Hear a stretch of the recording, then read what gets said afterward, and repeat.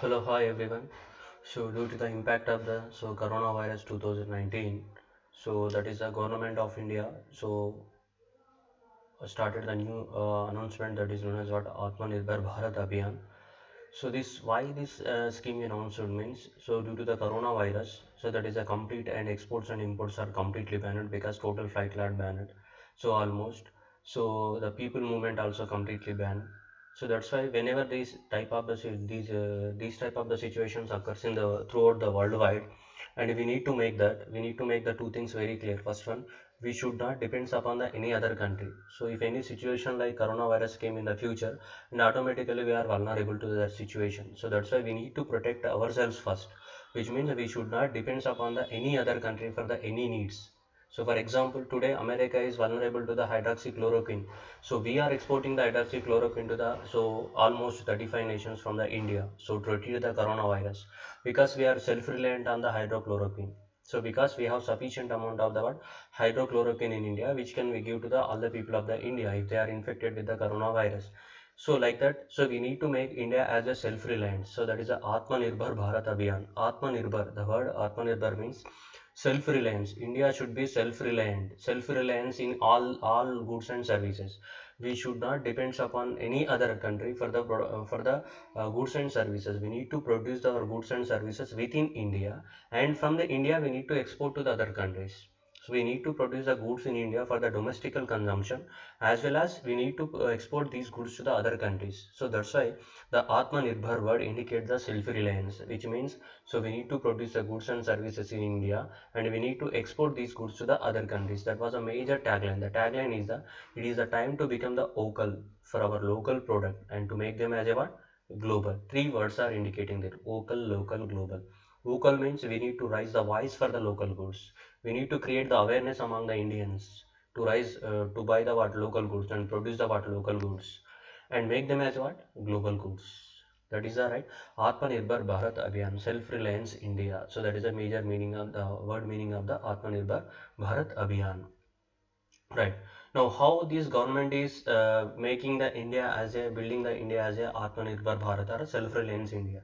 So that government of India is announced the five pillars to make the India as a self-reliant India. One of the pillar is the economy, and the second pillar is the infrastructure, and third pillar is the technology, and the fourth pillar is the vibrant democracy, and the fifth pillar is the strengthening of the our demand and the supply chain. So that was the fifth pillar, right? So now going to the deeper. So economy. So the first pillar is the economy. They are saying that economy which brings in the quantum jump, not the incremental change. They are saying now first will incremental change means increasing from the 1.1 to the 1.2. That is only 0.1%. 1.2 to the 1.3, 1.3 to the 1.4. That is a very small decimal points increasing 0.1, 0.1, 0.1. So that we call incremental change. So we don't need incremental change now. మాకు incremental change అవసరం లేదు.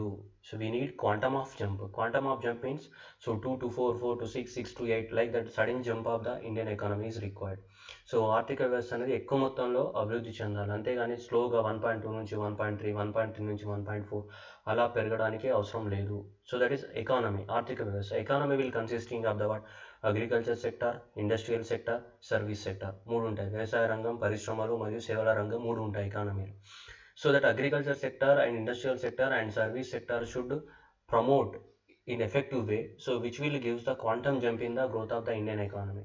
So వ్యవసాయ రంగాన్ని, పరిశ్రమలని, సేవల రంగాన్ని మనం బాగా అభివృద్ధి పరచాలి. అభివృద్ధి చెందినప్పుడే ఎకానమీ గ్రోత్ రేట్ ఏదైతే మన యొక్క జీడిపి గ్రోత్ రేట్ ఉందో ఆ జీడిపి గ్రోత్ రేట్ అనేది చాలా ఎక్కువ మొత్తంలో పెరుగుతుంది అని ఎక్స్పెక్ట్ చేస్తున్నారు. అంటే అది ఎక్కువ మొత్తంలో అంటే ఏ విధంగా క్వాంటమ్ జంప్ జరగాలి, అంతేగాని 1 డెసిమల్ పాయింట్లలో అలా పెరగకుండా ఒకేసారి సడన్గా ఎక్కువ మొత్తంలో గ్రోత్ రావాలి. అలా రావాలి అంటే ఇండస్ట్రియల్ సెక్టార్కి, అగ్రికల్చర్ సెక్టార్కి, సర్వీస్ సెక్టార్కి సరైన ఇంపెటస్ ఇవ్వాలి. We need to promote the word agriculture and industrial service sector in better way. That was the first government want. So for that one, government of India announced the some of the reforms. We will discuss that one. What are the reforms announced to the industrial sector and what are the reforms announced to the agriculture sector? That will next. Right. Next, second is the infrastructure. That is the development of the roadways, railways, airways, in waterways, and next is logistics and the cold chains. So all these are there. So cold chains in agriculture, especially post harvesting management, So when we are cultivating the tomato, if the tomato price is not in the market, the farmer is giving tomato as a food to the animals. If the cold storage facilities are available, then the farmer will store the tomato in the cold storage. Or otherwise, take another example. If the food processing industries are there, then farmer will send that tomatoes to the food processing industries, and they will make the what tomato sauce or tomato pickle. So these are called infrastructure for the agriculture. So that India is lacking the all the infrastructure, especially there is no infrastructure in the development of the agriculture. Infrastructure is there with respect to the roads, so infrastructure is well done, and railway infrastructure is also good, and airways infrastructure is not well, and right. So these are the right agriculture infrastructure is very bad. Like that inland waterways are not developed. Ravana వ్యవస్థ జల రవాణా ఏమి develop కాలేదు ఇండియాలో అసలు right. So we need to make this infrastructure అవస్థాపన సౌకర్యాల కల్పన అంటాం. ఇన్ఫ్రాస్ట్రక్చర్ మీన్స్ అవస్థాపన సౌకర్యాల కల్పనని చేయాలి. థర్డ్ వన్ వచ్చేసి that is the system based 21st century technology driven arrangement. So what is the system based 21st century technology driven arrangement means? The technology. Now we are using the direct benefit transfer scheme of the government of India. So it is the Pradhan Mantri Jan Dhan Yojana. If you have the Jan Dhan Yojana account, and directly they are transferring the money to the your account, which is right, reduce the corruption and saving the what 90,000 crores of the money to the government.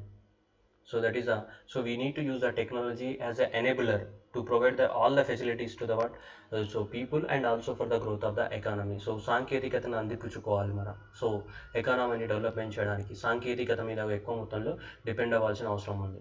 Next, fourth one is that's the vibrant democracy. Vibrant democracy means Janaba population. So that is 65% of the Indian population age is the below 25 years only. Sorry, below 35 years of the age. So that is mean youth population. We have the more youth population. So we need to tap the potential of the youth population for the economic growth of the India.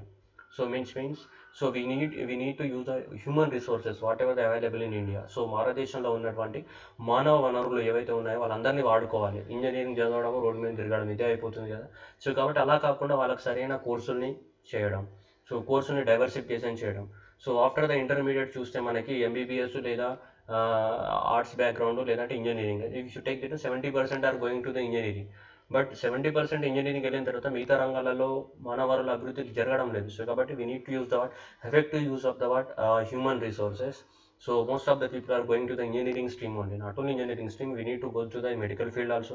We need to read in political science field also. We need the human resources in the law field also. We need human resources in the biotechnology also.